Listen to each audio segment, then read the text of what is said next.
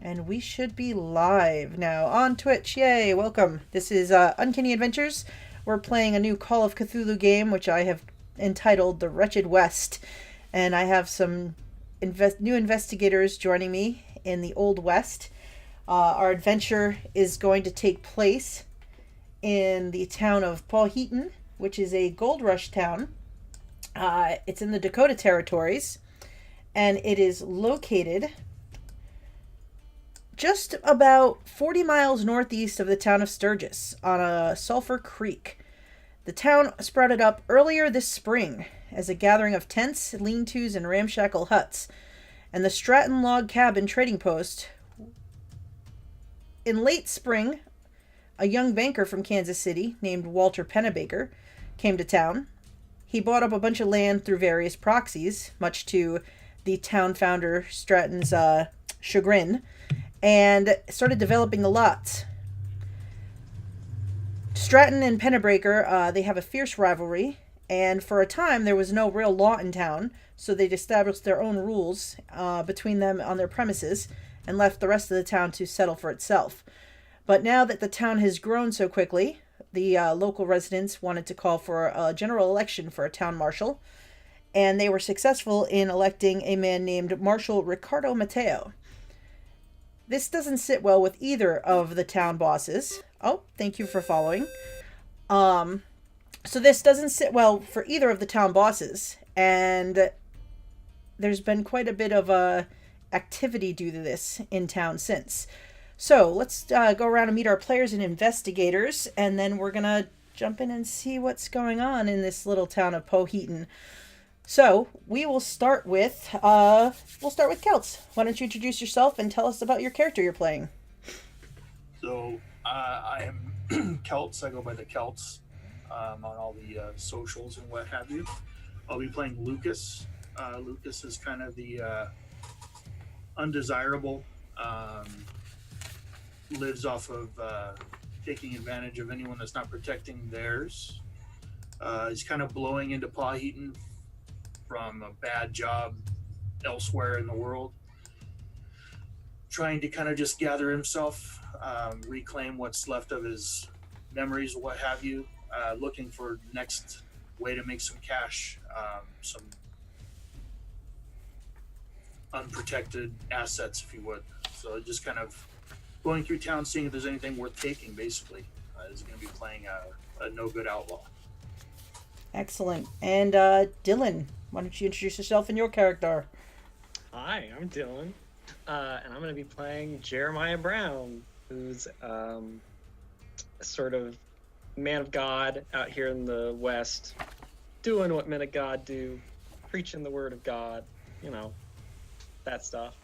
And he fought in the Civil War a couple years back, which, it left some scars.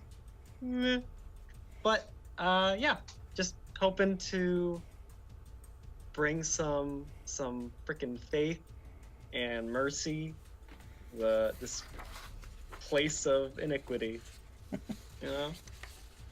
Excellent. Yeah. And why don't we talk to Brooke? Why don't you introduce us to yourself and your character? Hi, my name is Brooke. You can find me on all of the places at Theater Nerd 221 because I don't like vowels, and that's why it is the way it is. My preferred pronouns are they, them, but my character is Delilah Darlings is she, her, and she is a saloon girl of the finest degree, and has pretty much been here since the beginning, or close to it. So chances are, if you've walked into the saloon or the tavern she works at, you've probably met her, or at the very least seen her. Excellent. And Jamie. Hi, I'm Jamie. You can follow me on Twitter. My handle's down there. And I'm playing Hudson Devereaux, the deputy sheriff of town. He is kind of unwillingly the deputy sheriff. He floated into town about a month and a half ago with his wife, and it wasn't long after the sheriff got elected, so things were still kind of tense. So they're like, we should probably have a deputy. He is a really big guy who's built like a brick house and can shoot a gun because he used to be a hired gun/gunslinger. So he kind of got put into the role of being the deputy sheriff, and he's kind of still trying to figure it all out, especially like having to arrest people and all that nonsense. Excellent. So, on this fine day in Pawheton, you all, for one reason or another, be it work, be it time for a libation, maybe just checking in to make sure there's no trouble going on, have found yourself at the Pawheton Original. This is a gambling house in town, and it's owned by none other than Jack Stratton. Jack, who is the founder of Pawheton. He and his men were the first to discover gold on the Pawheton River. In fact, they then dammed up the upper part of the river and set up the camp. And Jack has been selling land plots and prospecting sites since in order to make money. Meanwhile, opening his various local businesses, the trading post, the saloon, his brothels, and things like that. Jack is behind the bar with a couple of his men who he employs. You can see Pharaoh Jones, who's sitting at the end of the bar drinking.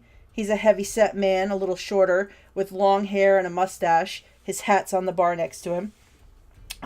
There's this jittery little guy who sits in the corner trying to stay out of the way and out of sight of Stratton, who everyone in town knows as Sneaky Pete. You always watch for your wallet when he's around, and you don't leave any valuables in his line of sight. And if anything goes missing, Sneaky Pete doesn't know why everybody always goes to him first. And then, of course, there's Vaughn Paxton, who is a bigger, quiet man who most people in town know Stratton uses for muscle. And they're sitting with Jack and having a conversation as you look around the bar, and you see various other members of town. In the corner, the local pastor is trying to rouse up a few of the prospectors who have come in for a drink. You hear him, and he's going on and on about a story that he heard. Someone came in to his tent the other day and telling him that the devils are coming and they're going to take you all and take you away. Giant ape men in the hills. And this is what the pastor has been telling you all about. Reverend Thomas Duffy stands there holding up his Bible and talking about these hairy ape men in the hills. And this is what the men will come to. And Stratton yells from the bar and he says, "Quiet the hell down over there." So, as this opens, why don't we go around? What are you all doing in the bar as these things are going on? There's a poker game going on. There's a roulette wheel in the back corner where some of the prospectors are losing some of their hard-earned gold that they brought in from their sites. And there's various people drinking. There's dancing. So, why don't we say, Delilah, since this is your place of employment, you work for Stratton. What are you doing on this day? It's maybe mid-afternoon. Mid-afternoon. It's too early for her to be dancing and commanding a lot of attention. I think she's going to go to the portly, long-haired fellow whose name escapes me, and I think she is going to drink with him. Okay, so you go up to the bar, and you sit down next to Pharaoh Jones. And he's sitting at the bar, and as you come up, he just reaches over, and the bottle of whiskey is not too far from his hand, and he pulls a cup from behind the bar and pours you a drink, and he says, "Good morning, Delilah." He kind of does he stands up a little bit as you go to sit down, as respect, and then sits down next to you. He says, "Or afternoon, is it? I've been drinking since I woke up. How are you today?" I am good. They do say you can't drink all day if you don't start in the morning. I like to live by that faith. Not much like that preacher over there who's getting loud and giving me a hangover already. Well, I have been listening to his stories since there isn't too much commotion, and I think he's as crazy as some of you prospectors. Well, anybody who's willing to go out in the wilderness and try to find their fortune's got to be a little crazy. That is true. I'd much rather stay here so you can spend your fortunes on me. That's fair. By the way, have you seen any of the Owens boys or their friends come into to town lately? They're behind on their payments to Jack, and I know one of the brothers fancies talking to you when he's here. And you know the Owens boys, they have a site, and it's about maybe 10 miles or so outside of town. And it's the Owens brothers and two of their friends. And they usually, a couple of them come into town at least once a week to make payments on their plot and to just check in and get supplies. And you probably haven't seen them in about 2 weeks. It's been a few weeks. I hope they aren't succumbing to the mist and turning into hairy men like the preacher seems to think happens. Maybe they're the ones out there wearing ape costumes to scare off the other prospectors and buy up their land. I mean, I suppose that's one way to do it. So meanwhile, Lucas, you're probably nearby. You hear all of this commotion going on. What are you up to? So I'm gonna probably just approach the bar, ask whoever's tending the bar. You said it was Jack, right? Jack is behind the bar, yes. And I'm just gonna kind of wrap my knuckles on the bar. Jack, can I let me get a whiskey, please? And I'm gonna kind of position myself close. I want to hear the preacher. His stories are kind of putting a smirk on my face, so I'd like to have myself a drink and maybe listen in on what he's talking about. All right, so Jack will walk over and he puts down a couple of glasses. And Jack's he's an older guy. He's in his 40s. He's got long black hair and he's got like a nice groomed beard and a nice groomed mustache. Hair's hangs down around it, and he comes over and he puts a glass on the thing and he pours you a drink and he says, "So you're new in town. Rolled in here a little over a week ago. What's your story, friend?" Same as everyone else's when they got here, I guess. I hear something about their hills are spitting out gold, rivers are spitting out gold. There needs to be someone out here to catch that gold when it gets spit out. Well, that's fair, but not everyone's story is exactly the same. What do you know about my friend Pennebaker across the way and his establishment? Have you heard anything? Are you one of his men coming in as a new face? He likes Nobody's man but my own. I see. But you're looking to make some money here. If there's money to be made, yeah, I'd like to get a piece of it for myself. That's sure. There is always money to be made, and he looks down the bar where there's some more customers. Maybe we'll talk more about money later. And he kind of gives you a side eye as he walks away. You get the feeling that he doesn't like new faces he doesn't know. It makes him uncomfortable. And you turn as you have your drink, and you hear the preacher going on, and he says, "I tell you, it was Jed Fishner who first came down and talked about these ape men in how they're taking over the different prospecting sites, and he's seen them steal away with prospectors who have vanished. We have to do something about this." And some of the prospectors are like, "Yeah!" Jeremiah, where are you when this is going on? Oh boy, I'm probably over there. I probably say to Reverend Duffy, right? That's his name? Mm-hmm. Probably say something like, "Well, Reverend, the way you make it sounds like the Nephilim have come back wandering the hills or something. I don't know about that." "Oh, it's the second coming. This is where we are being taken over by these monsters because people here in this town of debauchery and evil and gambling and drink." And he points over at the bar where Lucas and Delilah and everyone are sitting, and he says, "The gambling," and he points at the tables, and you see one of the gamblers tip his hat. Reverend, how many times do we have to go through your crazy stories? You'll see. It's just like the ghost in the hills. Jack can tell you. Haven't you ever heard Jack's story about the ghost?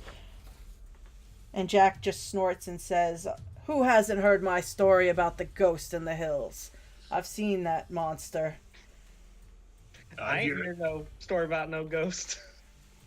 And Hudson, what are you doing as this story of the ghost is brought up and there Reverend is yelling across the room at Jack behind the bar? I imagine Hudson heard rumors that the Reverend was going to be like, not quite preaching, but ranting in the saloon. So he kind of probably showed up a while ago, just sitting at a table in the corner with the same drink he's had for the past half hour, fully just like leaning back, feet up on the table, watching everything and keeping an eye on Sneaky Pete. Sneaky Pete, when the story of the ghost comes up, Sneaky Pete, you see him pick up his little cap, and he's got this little round cap, and he puts it on his head, and he's like, I don't want to hear no more about that ghost. And he just sort of like hightails it out the front doors of the saloon as the ghost comes up. So those of you who have been in town more than, say, 3 months, you've heard the story of the ghost. Jack likes to tell it. The rumor around town about this ghost is that an old mountain man, his name was Harry Doran. 10 years ago, he lived in these hills looking for gold, long before Pawheton was even a glimmer. And apparently he was captured and killed in the hills, but he was tortured to death. And prospectors have claimed for many years now that they see his ghost wandering the mountains, but it is a particularly gruesome sight. Of course. So Jack is standing behind the bar having finished pouring another drink, and he says, who wants to hear the story again about the ghost? I could tell you. I saw good old Harry with my own 2 eyes 2 months before we struck it rich in the hills.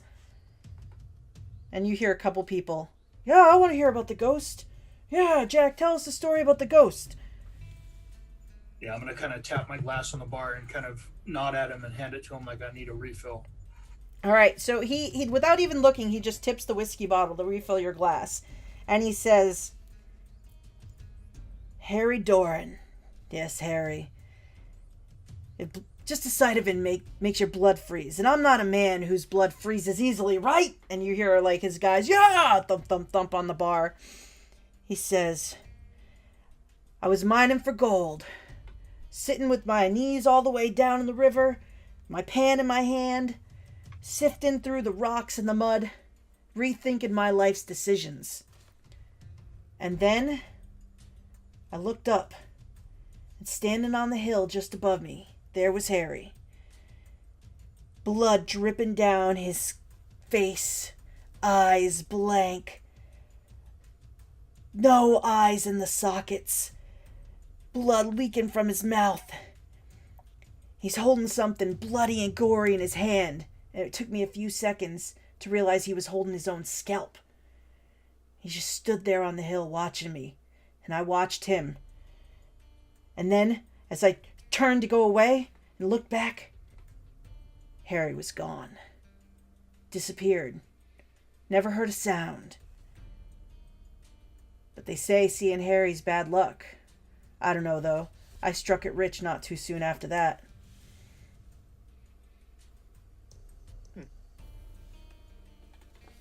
Anyway, go ahead. As he kind of finishes the story up, Hudson's going to kind of lean forward a little bit and go, and how much you have to drink that day there, Jack? He looks at Hudson and he narrows his eyes. He goes, Deputy, what are you doing in my bar? Do we have any business today? Just keeping an eye on everything. And he's going to kind of like pointedly look over at Duffy. Because I feel like with everything going on, Duffy kind of gets things riled up a little bit. So he's kind of just there to like maintain calm. And he looks at you, he looks you up and down, and he says, how about you? You seen them Owens boys lately? There, Hudson? Or, I'm sorry, Deputy Hudson? I'm looking for my payment, and they haven't been around. Would I have? You probably have not seen them since Delilah saw them. Haven't seen them in a while there, Jack. Well, what are you doing about that? Do you and the new elected sheriff, let me say, do you make wellness visits out to check on these poor prospectors on their sites? You know, these are rough and tumble. This is a rough and tumble town, but the outlying areas are more dangerous. Or Well, do you if just someone asks us to go check into them, we'll go check into them. or do you just worry about the locals or the rich that paid to get Mateo into office? You know, you keep up with the horse and the cattle ranchers instead of us lowly town folk. I ain't in on any of that, Jack. You know that. Well, maybe you should think about looking for the brothers in Elvin. I don't know. As soon as we leave, you don't all start killing each other again. Well, that's I fair. make a promise on that. So, as you guys are sitting there, in comes this older man. He's a prospector. He kind of had a little bit of luck on his claim for a little bit early in the summer. And you all, except for maybe Lucas, the rest of you know him as Jed. And Jed is probably about 50. He's a friendly little fellow. And he kind of wanders in looking around a little blankly. And he's holding a little pouch. And what you have heard about Jed in recent months is Jed's claim has actually been producing very well. Jed's coming in with a solid influx of gold on the regular. So much so that he's a welcome sight in any saloon or business in the area because they know that he has the money on hand to pay his way. So he kind of wanders in and he's looking around. He pulls his little hat off and it's just kind of dirty and dusty and kind of taps it off and scratches his head. And he wanders up to the bar and he sort of sits down on the stool next to Lucas, about 3 seats over from Delilah. And he says, afternoon, puts his hat on the bar, and he says, whiskey, please. He looks at Lucas, he says, hello, how are you? Better now. Tap my glass at him. How are you faring today? He taps his little pouch, he's like, I had another good week up in my claim. Found a nice few nuggets. So I'm sitting pretty. And Jack immediately kind of walks up and says, oh, Mr. Fincher, it's good to see you today, sir. And you see Jed kind of smile and he's like, oh, Jack, you always treat me so nice and respectful. And he's like, I wanted to trade in for my account. And he pulls out and tips out. And there's like 3 decent little nuggets of gold that kind of fall out of his little pouch onto the bar. He looks at you and smiles. He's like, my claim's been producing pretty well. I'm very happy with my with what I'm earning. How about you? You got a claim? Not yet, but it makes me happy to see people do well. I'm gonna polish my drink off and kind of set my glass down, kind of in a way like, since you're doing so well, will you go ahead and get me a drink there, friend, new friend? Oh, he's like, that's not a terrible idea. He's like, I'll buy a round for the house. A round for the house. Everyone drink on good old Jed. And you hear everybody kick up with a cheer. Ah! As I'm gonna pat him on the shoulder and tell him thank you. It was Jed, was it? Jed Fincher. And you are? I go by Lucas. Nice to meet you, Jed. Nice to meet you. Hey, so you don't have a claim yet, right? That's correct. Just a heads up. I heard there's been a lot of trouble with the claims not producing along the western side of the river. So if you're looking, try to get one on the eastern side, a little further up past the dam from town. You don't want to go too far west because they're just all dried up from what I'm hearing from the other prospectors. Seem like you know your way around these parts here pretty well, huh? I've been here. I was here a little while before Stratton and his guys got here, but my claim didn't produce as quickly as theirs did. They found a good spot, but I've been doing all right. I'm gonna lean in real close and kind of lower my voice a bit and ask him, "What do you know about any kind of monkey men?" Take a sip. He kind of leans back and he looks at you and he's like, "Monkey men? Furry. I don't know. Feral creatures in the hills or something. The preacher over here has been yapping his jaw about it for a while. It's kind of interesting to know when there's someone that knows the land as well as you. Maybe you've seen something like that." He leans in real close over his drink and he gives you a side glance and he's like, You're not talking about the Sasquatch, are you?" Could be. But I hear there's more than one. As they're speaking as if there's many of them. Well, I've never seen one myself, but I've heard talk about the Sasquatch. Like, there's a whole community of Sasquatch in the hills. But they don't like interference from people. So, people who go near the Sasquatch, you don't ever see them again. That may be what happens on... Sasquatch coming near people. I mean, that may be what happened to all the claims on the western side of the river, you know. People's claims dry up and people disappear. Interesting. Good to know. Thanks, Jed. Mm-hmm. I mean, and if you ever need to go look at any claims, I mean, I can show you around, show you where some good places are that you should be looking. But... I'll take that under advisement. Thank you. I appreciate that. He leans in again and real quiet says, "You gotta be real careful who you trust, though." He says, "Even that preacher character over there, I think he's in league with the Sasquatch. But he's talking about him to make it more unbelievable. You know, like if you yell about something too much, it's like nobody will believe you. But if you don't say much about it, everybody wants to know." And look over at the preacher. I can see that. I can see that. He looks like the type of fellow that'd be in with the Sasquatch. Now the rest of my drink back. And Delilah and Hudson, you both are kind of near enough to kind of hear this whole thing because Jed is quietly talking, but being an older guy with poor hearing, he's not as quiet as he thinks he is. Hudson's just going to kind of sip his drink and shake his head with a laugh. So after he finishes talking to Lucas, Jed gets up and Stratton has taken his gold and he puts it into a little bin under the bar. And Jed kind of walks down the bar and he says, looks at Delilah and he smiles, this little sheepish grin. He's like, "Oh, hey, Delilah." Hi there, Jed. How's it going? It's a good day today, Delilah. How about you? It's a pretty good day. I got half a drink down and a drink and a half left to drink. Can I buy you another round, Delilah? Sure. Is there something you want from me? No, I just, I spend a lot of time up on my claim all by myself, and it's nice to have, friendly conversation when I come to town. It's nice to see a friendly, familiar face.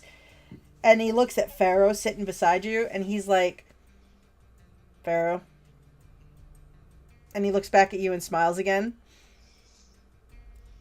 And he says, "So, how are things going here at the original? Is business been good, Delilah?"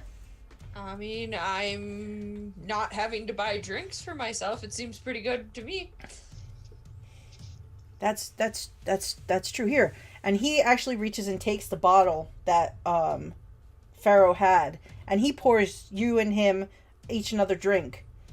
And then Pharaoh looks over and taps his glass, and you see him hesitate, and then he kind of leans forward and takes Pharaoh's glass and pours a drink into Pharaoh's glass. He spills a little bit of that one, and he's and he puts the bottle down and kind of like mops it with his hat before he gives back a more like half empty glass to Pharaoh and slides it over and "Sorry, Pharaoh, sorry." Pharaoh takes the glass. Don't even know how to pour a drink. Now, Jed, there's enough time for you, or enough of me for you and him. No need to go spill his drink all over him. Oh, Delilah, I didn't mean to spill his drink, he says, and he kind of looks down at the floor and looks back up at you. Do you mind if I sit next to you? I've got 2 sides, and she'll gesture to the seats on either side of her. All right, so he sits, and he kind of, once he sits, he gets quiet, like he's, a little uncomfortable, a little shy about talking, and he just nurses his little drink. Jed, is there something you'd like to say? No, I'm just enjoying being out of the sun for a little while. Just in the company. You don't have to talk to enjoy company, do you? No. All right. Well, that's good. And she'll finish her first drink now. And apparently she's accumulated glasses, so she's just gonna keep going. Skeptical. Is this normal for Jed? Jed he tends to be kind of quiet and a little bit socially awkward. You can roll me a psychology check if you want to see if you notice anything weirder about Jed's behavior. That's something I'm somewhat good at. So you do get the sense that for Jed, he seems a little bit extra put off, like a little extra something maybe is on his mind. He's a little uncomfortable. So she's gonna turn to Pharaoh and say, would you mind giving us a little alone time? I'll give you some later. I'm sure I'll find you here again. Pharaoh, he's got his glass to his lips, and he looks at Delilah, and he looks at Jed. He gets up, and he walks away. He passes where Hudson's sitting, and purposely kicks the stool leg of Hudson's stool as he drinks his drink in one gulp, and wanders over to sit closer to where Jeremiah is sitting near the preacher. After he kicks it, Hudson's gonna go, watch it, Pharaoh. Quiet, you. And he keeps going. Ooh, he just got rejected. I just did that, didn't I? And she's gonna lean in closer to him. Probably like over the table. And she's gonna go, it is quite all right. Anything you have to say to me, I'm more than willing to help where I can. Huh? What do you mean, Delilah? You just seem a little bit more aloof than normal. I've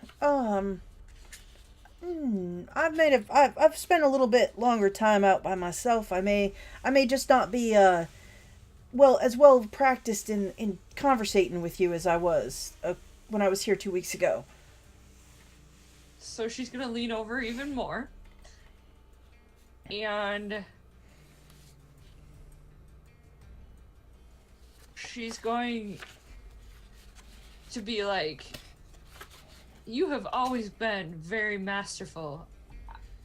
I'm starting to suspect there's something on your mind. I mean, no, I'm all right. It's just it gets dark, and it's quiet out there, and it's empty, and at night it can be scary, even with my trusty rifle by my side on my camp. It's still, you never know when something savage is going to come out of the wilderness and just rip you apart, And she'll just nod her head. I imagine that would have to be hard. There's a reason I stayed to town. Did you see an ape man or the ghost? He looks at you and he's like, no, I haven't seen the ape man or the ghost. No, I haven't seen them. Not at all.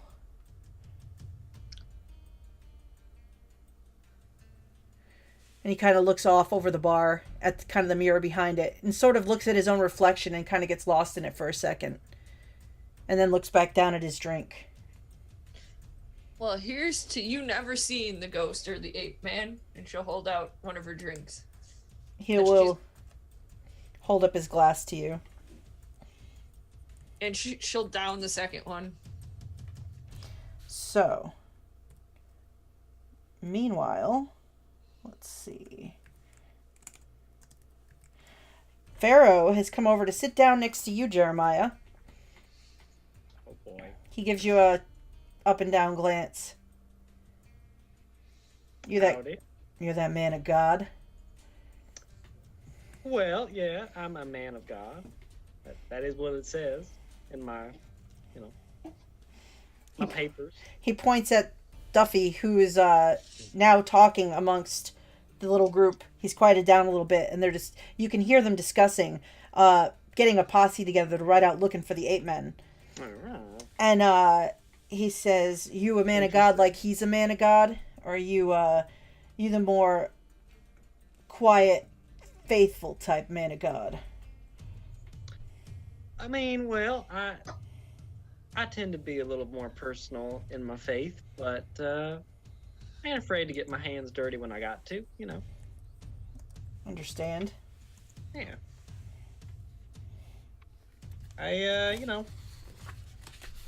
I've had to fight for what I believe in before, just how it is, so. I understand. That drink tasted kind of sour. Jack ain't got the best reserves? No, Jack's reserves are alright. Just tastes kind of funny. Uh-oh. Am I within earshot of this? Can I hear Yes. you complaining about the drink tasting funny? Yes, you would be, they're just a couple tables away from the bar. So I'm Jeremiah gonna just kind of pushes the drink a little farther away from himself. Yeah, I'm gonna look at my glass and look at Jack. You putting something funny in our glasses, Jack? Jack looks at you and says, "What? I don't put anything funny in my booze." I don't know. Let's talk about ape men and ghosts. Seems like scaring people off the veins out there. That might be kind of good for business, right? If less people are out there, if they're seeing things. Kind of swish my glass around a little bit, sniff it. Jack gives you a solid look, and then he does kind of sniff the lip of the bottle. He's like, "There's nothing wrong with this whiskey." Just checking. Jeremiah, you notice sweat kind of coming down Pharaoh's brow a little bit, and his eyes look a little glassier. Oh, Lord. Okay. Oh. I was going to say, can I do a medicine, but it's a 1. So I probably don't know anything about medicine. You could definitely roll it and see what happens. I mean, I have some first aid. I don't know if that would come into this. I did some triage and stuff during the war. Maybe, I don't know, like food poisoning or something. I might recognize the symptoms. So you can, let's see, first aid. No, this would be more of a medical roll. This would definitely be a medicine roll. Well, I don't know shit. And he kind of licks at his lips, like his lips are dry, like he's got a little cotton mouth. You might want to go take a breather, partner. Might be turned into an ape man. You say that, and he kind of looks at you, and his expression's kind of blank at that, like.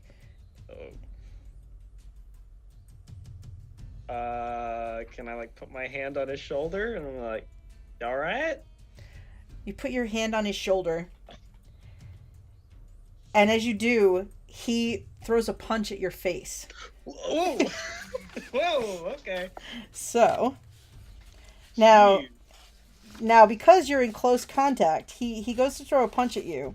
So you can try to dodge, or you could attempt to fight back as he does this. I mean, I guess I'll try and dodge. All right, so you can roll a dodge. As the rest of you are kind of like, you hear Jeremiah start asking Pharaoh if he's all right. And you see him put a hand on his shoulder as the chair under Pharaoh starts to get kicked out and he's throwing a punch. Let's roll this. Oh, it's so close! So close. Oh, so he takes a swing and you don't so much dodge as he is like thrown off balance too. Okay. And you both kind of go down in a heap on the floor, but he doesn't get the punch in your face. So I need to know everybody's dexterity scores for this, as there now is a fight breaking out as other patrons look around and note that someone has just thrown a punch and a chair goes skittering across the floor of the saloon. I got a 50 on my dex. You have a 50. Yeah. 65. Nice. Wow. I got a 60. Wow. I rolled pretty well for my stats, I'm not gonna lie. Hey, that's fair. What about Lucas? Oh, you're muted. 70. 70. Ooh, Holy nice. crap. Oh my god. All right, so Lucas, you are the quickest to react as you are sitting at the bar and this chair clatters past you and you see Pharaoh and this preacher who you probably haven't really gotten to know too well kind of go down in a flurry of arms and legs onto the floor. How far are they from me? They're about 2 tables away. I'm gonna glance over at Hudson. Is this what you've been here to keep from happening? Preachers getting beat up? The biggest man in the bar? Well, I'm the biggest man in the bar, but yes. Well, all right, if you're gonna stand there, I'm gonna walk over and I'm gonna draw one of my revolvers and I'm gonna pistol whip whoever's on top. Just right the back of the head, try to break up the fight. All right, so Jeremiah is actually underneath Pharaoh. Pharaoh's on top. So you can roll an attack against Pharaoh, who is going to attempt... Well, actually, he's so caught up, he's not going to attempt to dodge. He's kind of distracted by him and Jeremiah being kind of grouped up in this battle. So that'd just be a brawl roll then? Yes.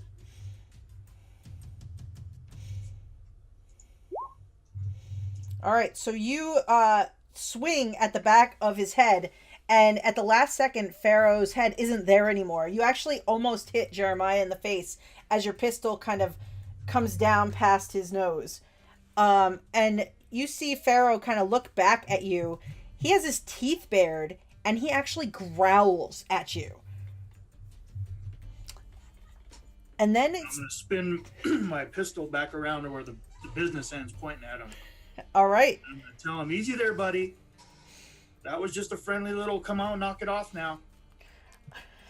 Delilah, at this point, you and your friend Jed are at the bar. You both, this commotion kicks up right behind you as you both turn around. What do you want to do as this is happening? You see Pharaoh whip his head around as Lucas has tried to clock him on the head, and he is growling with his teeth bared, and his eyes look crazy. Well, she's not so sweet and innocent as she leads everybody to believe, so she's gonna pull the knife from her boot, and she's gonna attempt to stab Pharaoh, because he was acting rather aggressively, and she didn't appreciate it when she told him to knock it, or to leave them alone for a minute. All right. So you are going to attempt to stab at him, which is going to be a fighting brawl. He is going to attempt to fight back. So I rolled a 29, so have fun. All right, so he's got to get an extreme success in order to punch you. So here he goes. He's going to try, and as you come at him with the knife, he lashes out with a hand. Boom. And you get the knife in and stab him, so you can roll damage for that. Oh. Oh, there it is. It's in there somewhere. I suppose I could have just, done that to begin with. It's 4 damage. All right, so you stab Pharaoh with this knife. Let's see. and he roars in pain, and he looks at you now, like his full attention goes on you, and you are rather startled by, like, he doesn't seem to like recognize you. He literally looks like you've seen like an angry dog when it's like, or even a rabid dog, just kind of like in your face. So a pharaoh took 4. Hudson, you watch this happening. You see now Delilah come up, and she's stabbed Pharaoh, and he looks like he is just still coming for the fight. Hudson is gonna sigh, casually stroll over to where this fight's going on, and try to just grab Pharaoh by like the scruff of his neck and just kind of hold him up in the air. All right, so you can roll a brawl for that. He is going to attempt to just kind of get out of the way of that. Ah. So you reach for the scruff of his neck, and he shoves off of Jeremiah at this point and comes back up kind of on all fours. And he looks like he's ready to sort of spring. What in hell is going on? So Jeremiah, he has leaped off of you, and he looks like he's getting ready to spring at Hudson now. He's bleeding from where Delilah stabbed him with the knife. Lord Jesus. Can I do like a psychology to try and figure out like what the fuck is going on with Sure. this dude? Like, is he just having a moment or what? Oh boy, come on! Yeah. So you I ain't never seen any of this. you maybe think that this man has been possessed by a devil. That's what I. Okay, so I'm gonna pull out my cross then, and I'm gonna like, you know, start saying prayers. So do you move away from the situation?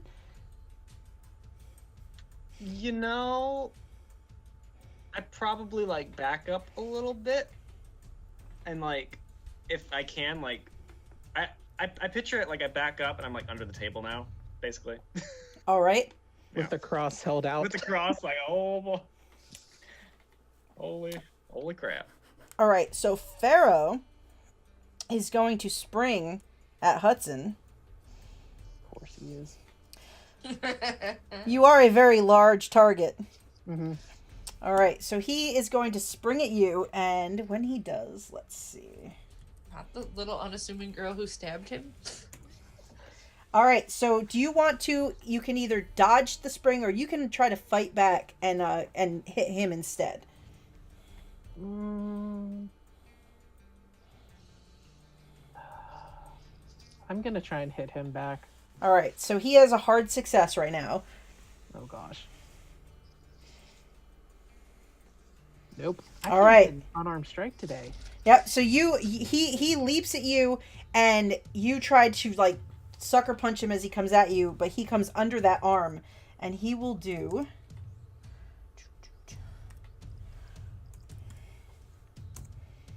5 points of damage as he gets you like square in the chin, and you probably spit some blood from that hit as he is now like clawing at you, and he's right in your face. Around you, the other patrons, like, this has kicked off a handful of other fights. Someone has flipped the poker table in the corner, and there are cards and chips and drinks now everywhere in the corner. Reverend Duffy's in the corner, and he's like was quiet for just a few seconds watching this take place. He takes in Pharaoh's behavior, and he says, There! He's becoming like the apes in the mountains. That's what happens. This is how it starts. And then it is Lucas's turn. What are you doing? So he's attacking the lawman now. Yeah, he's right up in Hudson's face, and he has drawn probably blood. Hudson spits blood. Yeah, I'm gonna shoot him. So I've already got my revolver pointed at him. Okay. And I'm gonna try to take a shot at incapacitating him, like shoot him in the knee or something. All right. painful, but not a mortal wound. All right, and you are right there, so you have a bonus die. So you will roll with the one that you rolled with before, and you'll take the second one where it says +1 for the result, because that'll give you a bonus die because you have basically point blank range on him. All right, and then let's see. So this one here. All right, so that is you basically point your gun at his knee and you shoot him in the knee, and he screams in pain and rolls over and kind of grabs at the knee and is like whimpering in pain as there's now like blood all over the floor. And at this moment, Stratton gets up on one of the stools behind the bar. You hear the ch-ch of a gun, and then he shoots it into the ceiling. And the plaster of the ceiling like explodes. And all these little pockets of fighting, like, people are like, look up. And he's like, what have I said about blood on my floor? I would have already drawn my second revolver, with one keeping one on with Beastman, and I've got the second one leveled up at him now at the bar, just kind of instinctually, not ready to shoot or hurt anybody, but so I've got a pistol in each hand now. He looks down at you and he says, you sure you want to have that pistol pointed at me, son? Spin it around, holster it, keeping the one on a guy on the floor. So at this point, Pharaoh he's whimpering. He's not saying like anything like that's making sense. And he is holding the bloody knee and just whimpering like an injured puppy. You guys can all roll me spot hidden checks. Sure.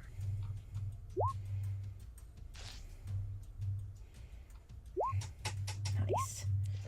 How am I failing everything tonight? All right. Lucas and Hudson, you're so involved in this moment. Like, Hudson, this man is now at your feet, bleeding from the knee, and there are two men now holding guns. Lucas has one pointed at Stratton. Stratton he doesn't have the shotgun pointed at Lucas, but he's lowered it and now is like holding it kind of at ready if he needs to. But meanwhile, Delilah and Jeremiah, you notice in all this hustle and bustle, you just catch the sight of Jed, his little form with his little dusty hat, slipping out the back door of the saloon and going out to the back side street and kind of like making like a bolting for it, like he's going out the door. Okay, question, Jeanette. Hi. The preacher said that Jed was the one who was talking about 8 men, right? The preacher said that people from the hills, and he did mention Jed as one of the people that he heard the story from. I'm running after him. Ooh. Okay. I don't care if I have to tackle the 50-year-old man. All right. I'm going after him. So Delilah turns and Dylan wants bolts. to chase him too, but I'm not sure that Jeremiah would. All right. So you are fairly quick, but he does have a bit of a head start on you, Delilah, as you bolt out the door. Is Jeremiah going to give chase, or do you stay behind? I think I'm probably gonna stay behind, and I'm gonna like rip off part of my sleeve and try and like treat this guy's gunshot wound, like even though he punched me, you know. Okay. It's a thing. So you're gonna stay behind. Katie has given you guys all successes, natural 20s. So I told her that I got hurt. poor baby. You'll be Can't all have right. a power couple when there's only one of us. It's true. She's got to take care of her husband. Somewhere Minnie's like, Hudson? No, your dog comes and barks. Hudson got shot at the saloon? Well, no, she'd be more like, of course he got hurt. Just Oh, like boy. disdain. Like, not again. All right, so you, Jeremiah, can make a first aid roll. as Stratton yells, "Somebody get the doctor!" Oh boy. And Yeah, Delilah is doctor. running for the street. So yeah, Jeremiah, you are having a hell of a time. This is a point blank wound. Ooh. Yeah. Delilah, you bolt out the door. You see Jed has basically is bolting up the street behind this establishment. And it looks like he's heading for the bridge to cross the river. She's gonna attempt to persuade him to stop, and she's gonna yell out, "Stop! I just want to know what's going on. You seem to be leaving in a hurry. I just want to talk to you." She still has her knife out because she hasn't taken the time to holster it, but she's very genuine in her please stop. I just want to talk. I want to understand the situation. Are you trying to basically be charming and get him to come back? Sure. I mean, charm or persuade is the same value, so. Cool. Yeah, or that. Either one. I'm gonna go with charm, since she has a sneaking suspicion that Jed may like her. Dig it.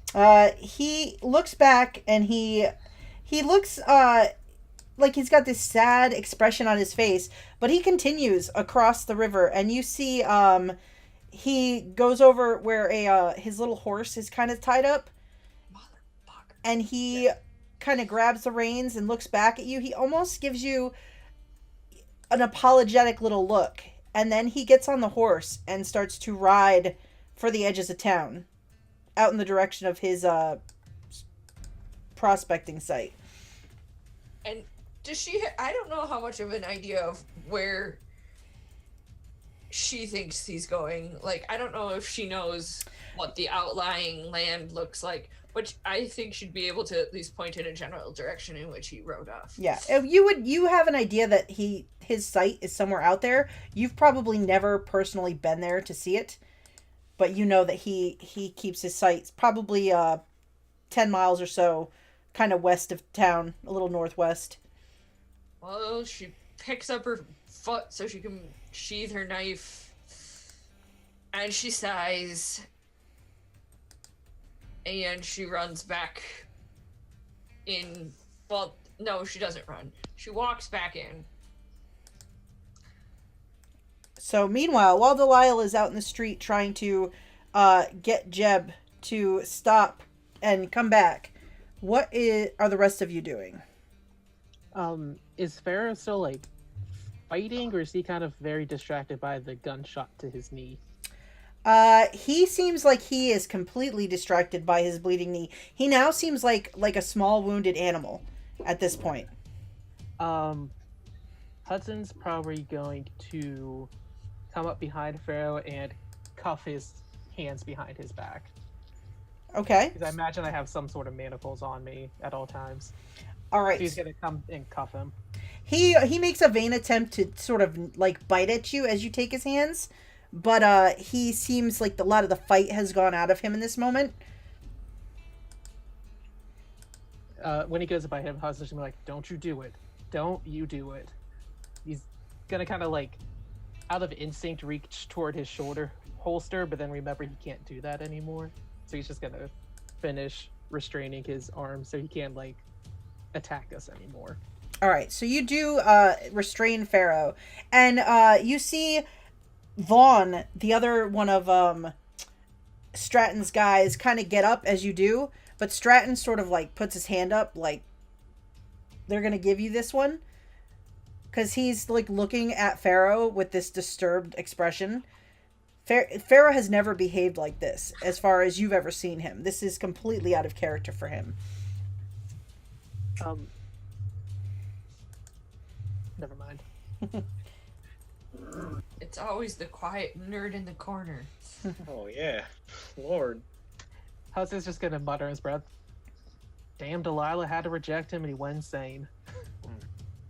Oh, blame.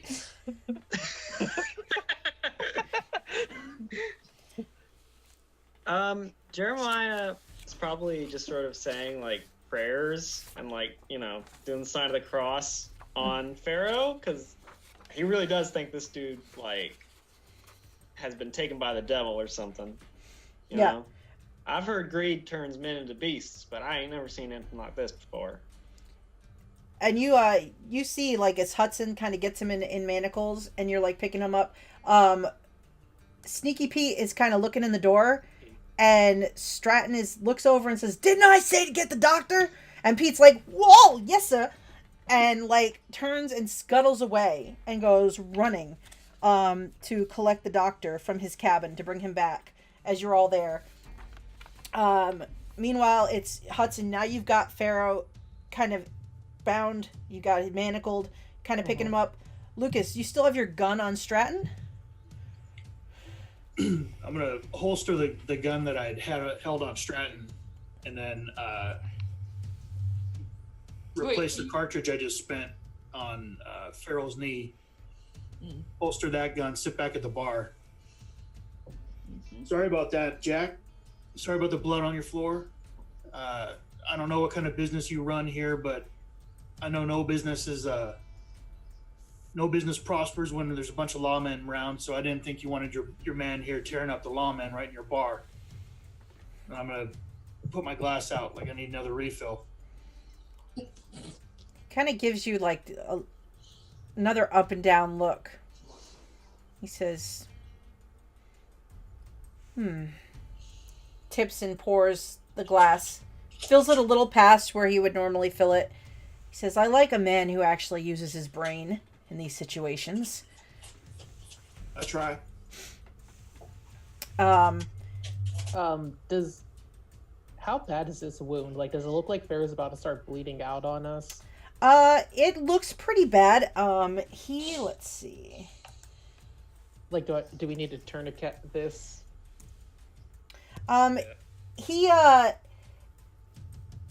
It's bleeding pretty bad. You, looking at it, just roll me a medicine check to see what you think about this wound. Oh, Lord. Good joke. Come on, Hudson. Oh, hey, you're just as Nice. good as I am. Your thoughts would be, with you and Jeremiah kind of standing there looking at it, especially Jeremiah, you've been to war. You think maybe putting a tourniquet to it before the doc can get here might be like what you would have done if this had happened on the battlefield? Yeah. Oh, poor I guy. ain't very good at that, though. I can try it. You can, for the tourniquet, you can try a first aid roll. Okay, I'll try that. This guy's losing his leg. You're like, Is there a way I can give him, like... If you want to assist him, he can use a bonus die. Okay. Yeah. I definitely will. Okay. I told him to take it easy. I gave him fair warning. Oh! Nice. Extreme. So between the two of you, you actually do a very good job of putting a tourniquet on this leg. As you finish up, you actually kind of kick the glass that fell from the table that he had been drinking from, and it kind of rolls past Jeremiah's foot. I want to touch that if I were you.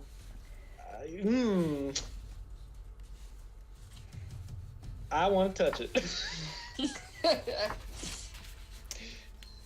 So I'd probably stop it with my foot at the very least. I'm like, edge it towards me with my shoe. So Duffy starts to come over, and he starts to raise his voice, and he says, "This is the work of the devils. This is what you," and he points at Stratton. He says, "This is what you get for bringing crime and corruption to a place not God." And Stratton's like, looks at him, brings the shotgun up again and puts it in his hand, and says, "I think it's time for the more holier than thou crowd to get out of my bar." And he Oh, shit. and you Hudson's see just gonna sigh loudly, just not say anything, but just look at Jack. Like, really? he smiles at you, this kind of like sideways, like, "What are you gonna do?" smile. But Duffy, it kind of quiets almost like right away. He doesn't take this like an idle threat. You see, like, he believes Jack will probably not give him a second warning. And he just puts up his hands with one of the Bible in one of them. nods at Jack and says, "You bring this on yourself." And he turns and he walks toward the door and he walks out.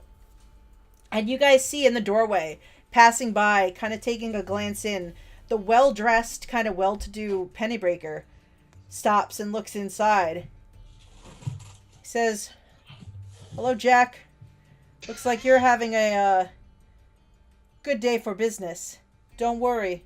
My establishment's open, ladies and gentlemen. No blood." And he tips his little hat and kind of continues past. And he's followed by like 4 bodyguard looking types that sort of escort him. And he crosses the kind of main street to his establishment, which is just a little ways up the road and on the other corner. Jeremiah is going to sort of stand up. He's still sort of holding his cross in one hand. And he points at Stratton and then sort of points over at Pennebaker and is like, "Y'all are modern day Sodom and Gomorrah. I swear on Jesus." He looks at you. He puts the gun back behind the bar. He smiles and he says, "I take that as a compliment, Padre." And then he takes and he drinks straight from the whiskey bottle. I don't think that's sanitary. Hudson's gonna look over at Jack. I'm just saying, whiskey's what this one was drinking before he went all cuckoo. "Well, I'm drinking mine and I'm not cuckoo." He looks at Lucas. "How about you?" Not yet, anyway. Where'd that old feller get off to? The one that poured the drink for him. Question. And at this point, Delilah, you would have come back in as Lucas is asking where the old man got off to. I can only presume he went back to his stake, his claim. Those are the correct gold mining terms. Mm-hmm. His claim. He hopped on a horse before I could catch him. I tried to get him to stop. He was not charmed by my charms. And she kind of just motions down her body. How are you feeling there, darling? He poured you a drink as well, did you not? Yeah, but I don't think he'd hurt me. I think I have him wrapped around my little finger. He looked back and wanted to say something to me, but rode off. I think we go after him and we'll find our answer to what happened today. No, I'm inclined to agree, honestly. Reverend was Maybe saying there that- are apes and ape men in the forest, but somebody's got to find out. Besides, we can take the deputy with us. It's true. It's true. I mean, it's kind of his job. Really, it'd be more like he's taking us with him. I feel like that's a little more the sheriff's job, but if y'all want me to go. Hey, as his deputy, I'm pretty sure the sheriff would tell you to get your butt out there. How I'm pretty far- sure you lose.